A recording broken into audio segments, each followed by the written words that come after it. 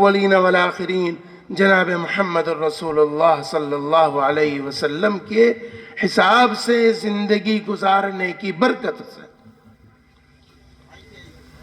اللہ تعالیٰ اسی طرح ناراض ہے. کس کے اوپر ناراض ہے؟ جو اللہ کے رسول صلی اللہ علیہ وسلم کو چھوڑتا ہے، کسی اور کے راستے پہ چلتا ہے. اللہ تعالی جس طرح اللہ کے نبی صلی اللہ علیہ وسلم کی اطاعت کرنے والے کے مرتبے بیان کر رہا ہے، اس کی تعریفیں کر رہا ہے ان مرتبوں کی، اور سلسلوں میں اس کی فضیلت اللہ تعالیٰ خود بتا رہا ہے، کسی اور نے نہیں، خود اللہ نے. تو اللہ تعالیٰ اسی طرح ایسے انسان کو جو اللہ کے رسول صلی اللہ علیہ وسلم کے طریق کو چھوڑ کے، ان کے راستے کو چھوڑ کے کسی اور کے راستے پہ جاتا ہے، اس کے بارے میں فرما رہا ہے وَمَن يُشَاقِقِ الرَّسُولَ مِن بَعْدِ مَا تَبَيَّنَ لَهُ الْهُدَى وَيَتَّبِعْ غَيْرَ سَبِيلِ الْمُؤْمِنِينَ نُوَلِّهِ مَا تَوَلَّى وَنُصْلِهِ جَهَنَّمَ وَسَاءَتْ مَصِيرًا. کہ اللہ تعالیٰ فرماتا ہے کہ جس نے اللہ کے رسول صلی اللہ علیہ وسلم کے طریقے کو پا جانے، مل جانے اور آشکارا ہو جانے کے بعد کسی اور کے راستے پہ وَمَن يَتَّبِعْ غَيْرَ سَبِيلِ الْمُؤْمِنِينَ، کوئی بھی راستہ ہو دنیا کا، اس کے اوپر چلنے کی کوشش کی، تو اللہ تعالیٰ اس کی سزا کو سلسلوں میں بیان کر رہا ہے. کیا کہ سب سے پہلی سزا ایسا انسان جو اللہ کے رسول صلی اللہ علیہ وسلم کے راستے کو اور طریق کو چھوڑے گا، اس کی پہلی سزا کیا ہوگی کہ اس کی عقل خراب ہو جائے گی. کیا خراب ہو جائے گی؟ وہ اس کو سب سمجھ میں آئے گا، دین سمجھ میں نہیں آئے گا. اس کی عقل، اور جس کو اللہ تعالیٰ دھکا دے دے نُوَلِّهِ مَا تَوَلَّى، اللہ کی طرف سے اعلان ہو جائے، اسے سیدھے راستے پہ کون لائے گا؟ کس کی طاقت ہے؟ کون لا سکتا ہے؟ کیونکہ ہدایت کی مکمل سارے دروازے صرف اللہ کے پاس ہیں. اللہ کی طرف سے توفیق ہوتی ہے تو ہدایت نصیب ہوتی ہے، ورنہ ہدایت کوئی پا نہیں سکتا کسی قیمت پہ. تو اللہ تعالیٰ جب اس کو دھکا دے دے گا تو اسے کون سمجھائے گا؟ اور کس کی اس کے سمجھ میں آنے والی ہے؟ جو چیز دین کے خلاف ہوگی اس کی عقل ایسی خراب ہوگی کہ وہی اس کو دین لگے گا جو دین نہیں ہوگا. پہلی سزا. اور دوسری سزا وَنُصْلِهِ جَهَنَّمَ، کہ اللہ تعالیٰ اس کو جہنم میں صرف ڈال نہیں دے گا، اس کو جہنم میں خوب جلایا جائے گا. اور پھر جس طرح اللہ تعالیٰ وہاں تعریف کر رہا ہے وَحَسُنَ أُولَئِكَ رَفِيقًا، اسی طرح اللہ تعالیٰ یہاں پہ کہہ رہا ہے وَسَاءَتْ مَصِيرًا، کہ وہ انتہائی خراب ٹھکانہ ہے. اللہ تعالیٰ نے جناب رسول اللہ صلی اللہ علیہ وسلم کو دنیا میں بھیجا. دنیا تو اچھی جگہ نہیں ہے. کیوں اچھی جگہ نہیں ہے نا؟ یہاں بدبو ہے، یہاں تکلیف ہے، یہاں بیماریاں ہیں، یہاں بڑھاپا ہے، یہاں ضعف ہے، اور پھر یہاں موت ہے. اس دنیا میں اللہ تعالیٰ کس کو بھیج رہا ہے؟ جس سے اللہ کو محبت ہے، اور محبت بھی ایسی ویسی نہیں، اعلان والی محبت، محبوبیت والی محبت، بے انتہا محبت. وہ بھی اللہ کا کام. اللہ کی محبت کتنی ہوگی وہ ناقابل بیان ہے. تو اللہ تعالی نے تکلیفیں اٹھوائیں، تکلیف والی جگہ پہ بھیجا. کس کے لیے؟ کس کے لیے؟ مانوش کے لیے، ہمارے لیے، آپ کے لیے، غریب انسان کے لیے، رکشہ چلانے والا، کھیت میں کام کرنے والا مزدور، اس کا خیال ہے اللہ کو قیامت تک یہ میرے بندے آئیں گے، یہ میری انسان دنیا میں آئے گا، اس کو ہدایت ملے، اس کو ہمیں آپ کو غریبوں کو جنت دینے کے لیے اللہ تعالی نے دنیا میں کس کو بھیجا؟ اپنے حبیب سید الاولین والآخرین امام الانبیاء جناب محمد الرسول اللہ صلی اللہ علیہ وسلم کو اس دنیا میں اللہ نے بھیجا، تکلیفیں اٹھوائیں، ایک عام زندگی گزروائی۔ کون سی زندگی؟ عام زندگی گزروائی۔ اللہ تعالیٰ چاہتا تو بھئی مجھے اللہ تعالیٰ کو محبت ہے تو اللہ تعالیٰ کہاں رکھتا؟ جنت میں رکھتا۔ کہاں رکھتا؟ جنت میں رکھتا۔ دنیا میں بھیجا، پھر دنیا میں بھیجا تو اللہ تعالیٰ کیا کر سکتا ہے؟ بادشاہ بنا سکتا ہے نا۔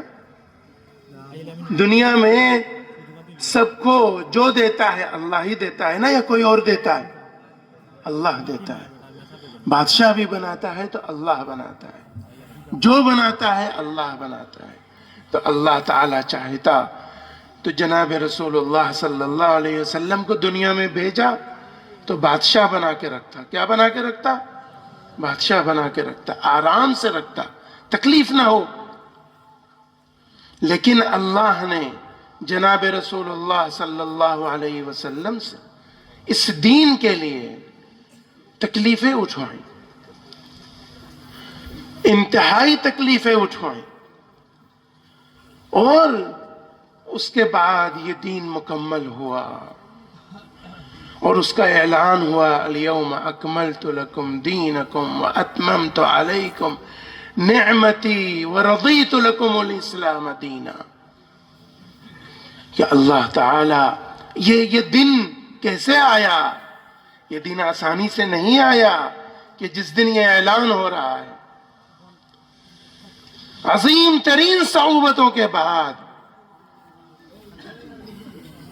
جو اللہ کے رسول صلی اللہ علیہ وسلم کا ماننے والا ہو گیا اس کی بھی شامت آ گئی۔ حضرت سمیہ رضی اللہ عنہ اسلام میں پہلی شہید ہونے والی عورت اور باعزت خاندان کی عورت، اور ایسے چھوٹی موٹی لڑکی نہیں تھی، وہ نانی دادی تھی، وہ بڑے بڑے لوگوں کی ماں اور دادی اور نانی تھی۔ وہ کس سزا میں؟ کہ صرف کہ تم نے کیوں حق کی بات مانی، اسلام چھوڑ دو، ایمان چھوڑ دو۔ اور ان کی سزا کیا متعین کی گئی کہ مکہ مکرمہ میں میدان میں ایک پاؤں سے ایک اونٹ کو باندھ دیا، ایک سے ایک کو ادھر چلا دیا، ایک بیچ سے دو ٹکڑے ہو گئے، سرعام۔ اللہ تعالی نے عجیب عجیب آزمائشوں کے بعد اس دین کو مکمل کیا۔ اور کوئی بھی، اگر کوئی شخص، کوئی بڑی کارپینٹر، کیا کہتے ہیں یہ لکڑی کا سامان بنانے والے کو کارپینٹر کہتے ہیں، مستری یا سونار یا کوئی اور شخص محنت کر کے کوئی چیز بناتا ہے، یا کمہار جو مٹی کے برتن بناتے ہیں،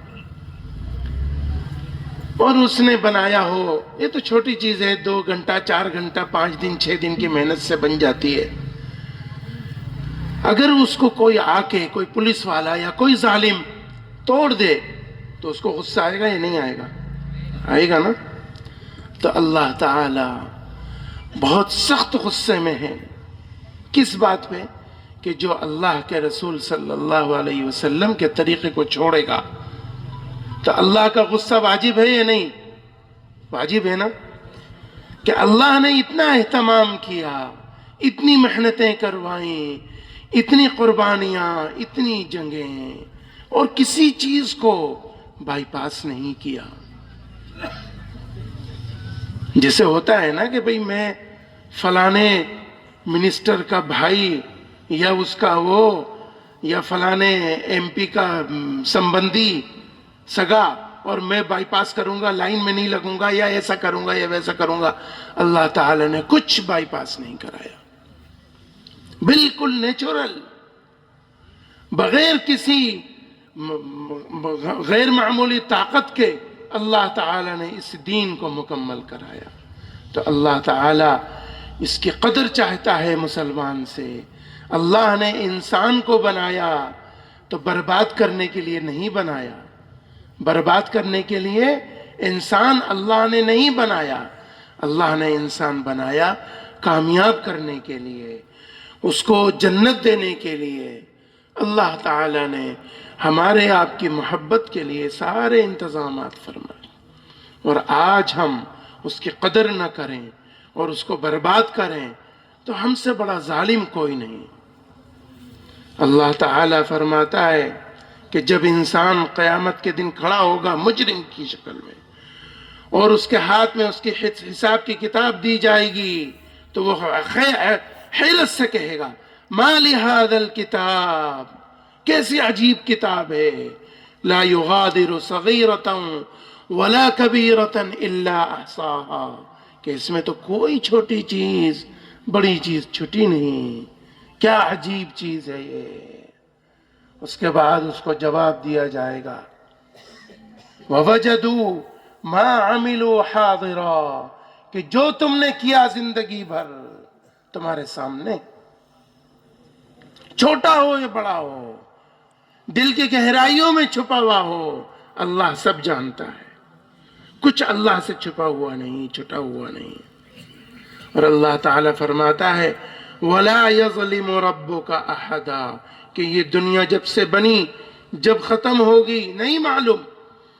کتنے کٹی کٹی لوگ، انسان، مانوش اللہ کے سامنے ہوگا، اور اس میں کوئی ایسا نہیں ہوگا، کیونکہ اللہ کا اعلان ہے کیا، وَلَا يَظْلِمُ رَبُّكَ أَحَدًا، کوئی ایک بھی نہیں ہوگا جس پہ اللہ نے ظلم کیا ہو. جس نے کیا اپنے اوپر خود ظلم کیا. فرعون یہ دعویٰ نہیں کر سکتا کہ اس پہ اللہ نے ظلم کیا. کوئی بھی ہو، فرعون کا وارث ہو، ابو جہل کا وارث ہو، کوئی بھی ہو، کوئی ایک انسان نہیں ہوگا جو یہ دعویٰ کر دے کہ میرے رب نے میرے پہ ظلم کر دیا.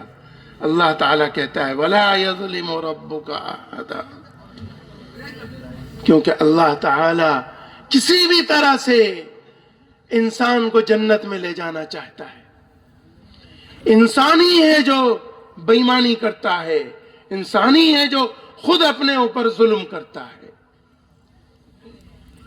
تو اللہ تعالی نے ہمیں اپنے فضل اور کرم سے نوازا کہ ہم تک یہ دین صحیح حالت میں آج بھی الحمدللہ موجود ہے. اور یہ کس کی برکت ہے؟ ان مدرسوں کی برکت ہے. کس کی برکت ہے؟ ان مدرسوں کی برکت ہے. اگر دنیا میں لوگ ڈاکٹری پڑھنا چھوڑ دیں، ڈاکٹر ملے گا؟ بولو ملے گا ڈاکٹر؟ انجینئرنگ پڑھنا چھوڑ دیں، انجینئر ملے گا؟ نہیں ملے گا. اگر یہ مدرسے نہیں ہوں گے، ان میں پڑھنے والے بچے نہیں ہوں گے، پڑھانے والے اساتذہ نہیں ہوں گے، تو ہمیں کچھ پتہ نہیں ہوگا دین کیا ہے، اللہ کون ہے، اللہ کا مزاج کیا ہے، اللہ تعالیٰ کن باتوں سے خوش ہے اور کن سے ناراض ہے. اللہ کے رسول صلی اللہ علیہ وسلم کو اللہ نے دنیا میں کیوں مبعوث فرمایا، نہیں پتہ چلے گا. کیا ہماری حقیقت ہے؟ ہمیں ختم ہو جانا ہے. یہ جسم انسان نہیں ہے، مٹی میں مل کے مٹی ہو جائے گا. یہ انسان کامیاب ہو وہ کیسے پتہ چلے گا اگر نہیں ہوگا؟ تو اس لیے یہ مدرسے اللہ کے رسول صلی اللہ علیہ وسلم کا مشن ہے.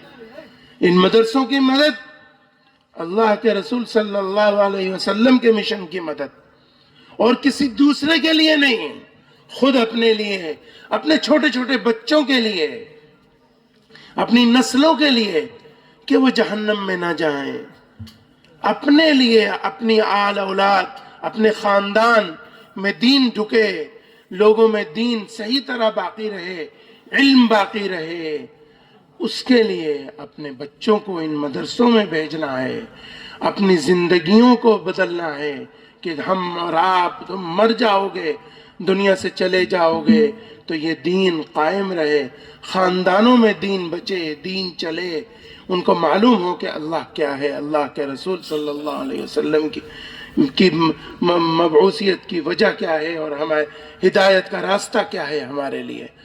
اگر جہالت ہوگی کچھ پتہ نہیں، جو کہہ دے گا وہ دین بن جائے گا، ریتی رواج دین بن جائے گا۔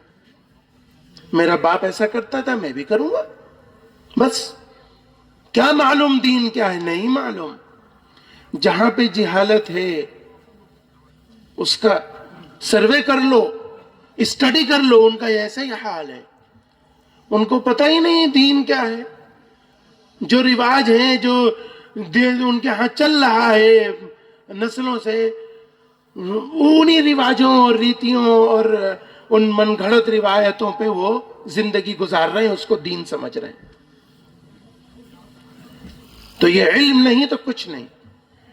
اس لیے اگر ایمان بچانا ہے اپنے بچوں میں، اپنے آنے والی نسلوں میں، کہ ہمارے بعد آنے والا جو وقت ہے، اس کے بعد آنے والا جو وقت ہے، اس میں دین، اسلام، ایمان، مسلمان اور اس زمین پہ زندہ رہے، اس کا صرف یہی راستہ ہے کہ ہم اپنی نسلوں میں اس علم کو نسلاً بعد نسل اس علم کو زندہ رکھنے کا اہتمام اور انتظام کریں۔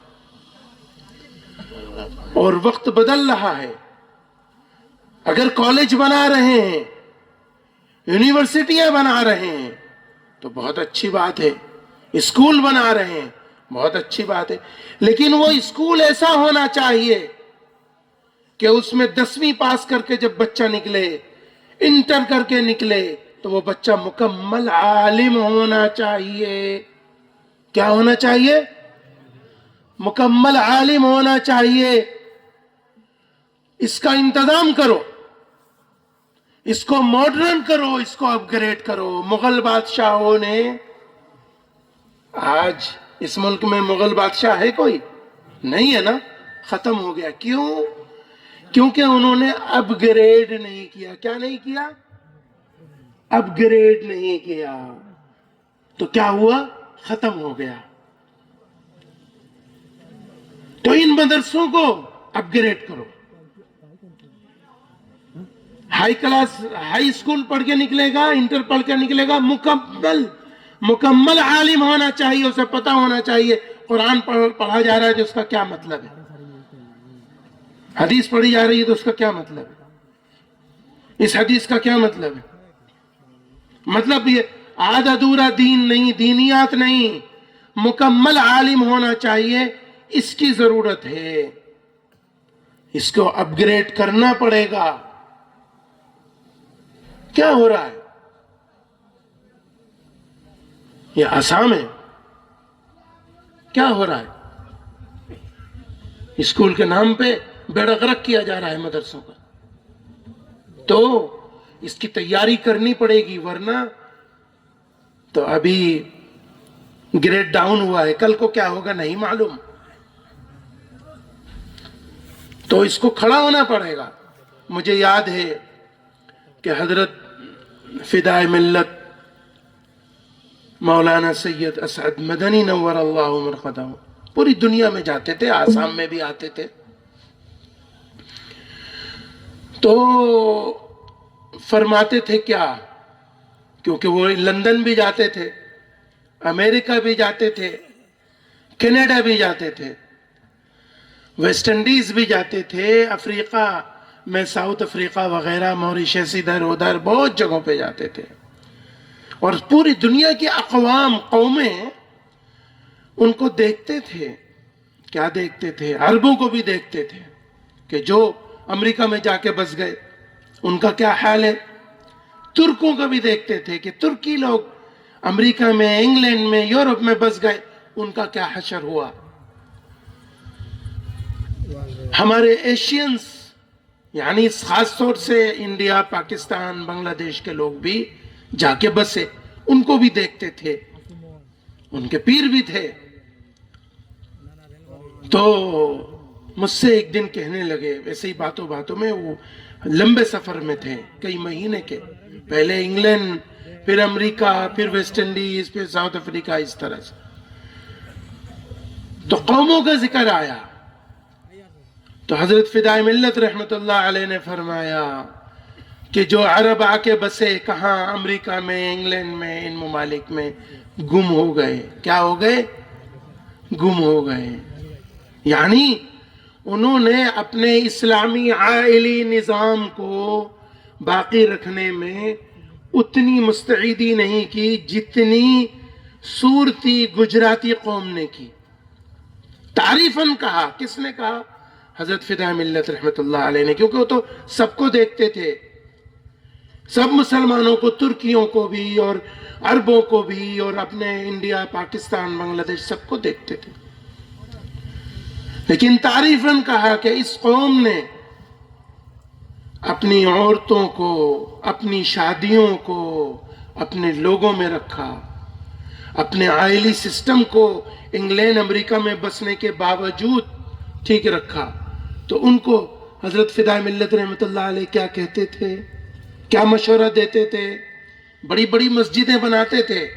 انگلینڈ میں 10 ملین پاؤنڈ کی مسجد بن رہی ہے. حضرت فدائے ملت رحمت اللہ علیہ ان سے کیا کہہ رہے ہیں کہ یہ مسجد تم نماز پڑھو گے، ٹھیک ہے، تمہارے بعد یہ جو تمہاری اولاد ہے، اولاد کی اولاد ہے، جو انگریزوں کے اسکول میں جا رہی ہے. کہاں جا رہی ہے؟ انگریزوں کے اسکول میں جا رہی ہے. وہ اس مسجد میں کیسے آئے گی؟ بولو. انگریز کے اسکول میں جا رہی ہے، وہ اس مسجد میں کیسے آئے گی؟ تو اپنے اسلامی تعلیم کے حساب سے اسکول بناؤ انگلینڈ میں، امریکہ میں. یہ تحریک کس نے شروع کی؟ حضرت فدائے ملت مولانا سید اسد مدنی رحمت اللہ علیہ نے. اور کب شروع کی؟ کب؟ آج نہیں، آج سے 50-60 سال پہلے شروع کر دیا کام. تو آج پورے امریکہ میں اور یورپ میں اور انگلینڈ میں مسلم اسکولوں کا جال بچھ گیا ہے، اور وہ اسکول ہیں، لیکن در حقیقت وہ مدرسے ہیں. کیوں کہ اسکول پڑھ کے انسان نکلتا ہے تو اس کو علم ہوتا ہے کہ تو مسلمان ہے، اور مسلمان کیوں ہے. وہ چاہے پائلٹ بنے، چاہے ڈاکٹر بنے، چاہے انجینئر بنے، چاہے سائنٹسٹ بنے، کچھ بھی بنتا ہے وہ اندر سے پکا اور اچھا اور سچا مسلمان ہوتا ہے، کیونکہ اس کے پاس گیان ہوتا ہے، علم ہوتا ہے. تو اللہ کے نے ان بزرگوں کو یہ بصیرت دی تھی کہ وہ آگے کے حساب سے اس کی تیاری کی فکر کرتے تھے کہ قوم کو کس کی ضرورت ہے، کس چیز کی ضرورت ہے. تو اگر ان کے پاس سب کچھ ہے اور ایمان اور دین نہیں ہے تو بیکار ہے.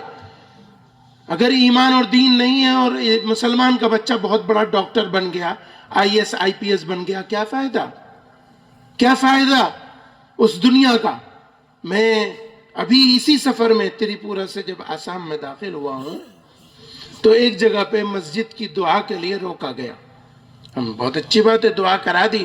واپس بیٹھنے لگے تو ایک بوڑھا انسان، یہیں آسام کے بارڈر پہ، تریپورہ کے، داڑھی والے، دیندار انسان، مسلمان، آسامی مسلمان، اپنے پوتے کو یا چھوٹے بچے کو لے کے آئے میرے سامنے گاڑی میں بیٹھنے سے پہلے جلدی جلدی کہ اس کے لیے دعا کر دو، دم کر دو، اس کو IPS آفیسر بنانا ہے. بہت اچھی بات ہے، IAS IPS آفیسر بنانا ہے، ڈاکٹر بنانا ہے، بہت اچھی بات ہے. لیکن اگر وہ مسلمان نہیں ہے یا نہیں بچا خدا نہ خواستہ تو اس کا کیا فائدہ؟ تو IPS تو شرما جی بھی ہیں، گپتا جی بھی ہیں، تو کیا ہو گیا؟ کیا ہو گیا؟ کیا فرق رہ گیا IAS IPS کا؟ مسلمان کا بچہ مسلمان ہونا چاہیے، چاہے کچھ بھی بنے. ڈاکٹر بننا کوئی عیب نہیں ہے، بنو. IAS بننا عیب نہیں ہے، بنو. IPS بننا عیب نہیں ہے، ضرور بنو. لیکن مسلمان بنو. اگر مسلمان بن کے کچھ بھی بنتا ہے بہت مبارک. ربنا آتنا فی الدنیا حسنہ وفی الآخرۃ حسنۃ وقنا عذاب النار. یہ دعا، اس دعا کو سید الدعا بھی کہا جاتا ہے. تو یہ تو اسلام کی جان ہے. اگر دنیا اچھی ہوگی تو اس کی آخرت بھی اچھی ہوگی. دنیا ضرور اچھی ہونی چاہیے، لیکن مسلمان تو بچے. وہ دنیا اچھی ہو، مسلمان تو بچنا چاہیے نا. ڈاکہ تو ایمان پہ ڈالا جا رہا ہے، ٹارگٹ تو ایمان ہے. تو جو چیز ٹارگٹ ہے بلٹ پروف اس کو ہی چڑھانا پڑے گا. بلٹ پروف کہاں؟ بلٹ پروف جہاں پہ خطرہ ہو ادھر ہی تو بلٹ پروف ہوگا نا. تو ایمان کو خطرہ ہے آج، تو ایمان کے اوپر فوکس کرنا پڑے گا.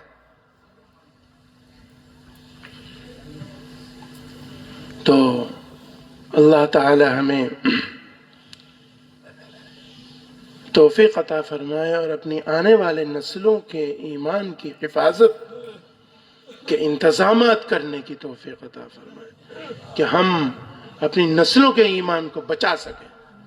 کیونکہ لندن، امریکہ، انگلینڈ، وہاں بھی یہی سب قانون. یہ تو سب اب ادھر نظر اب آ رہا ہے. وہاں تو 100 سال سے کہ بچے کو اسکول نہیں پڑھایا تو جیل ہو جائے گا. تو بہت اچھی بات ہے، جیل ہونا چاہیے، لیکن اس کی تیاری ہمارے پاس ہونی چاہیے کہ ہم اسکول بنائیں گے تو اس اسکول سے ہائی اور انٹر پاس کرنے والا بچہ مکمل عالم ہوگا. تو اللہ تعالیٰ ان تمام انتظامات کی توفیق عطا فرمائے اور ہمیں صحیح طرح سے سمجھ کے ساتھ چلنے کی توفیق عطا فرمائے. وآخر دعوانا ان الحمد للہ رب العالمین.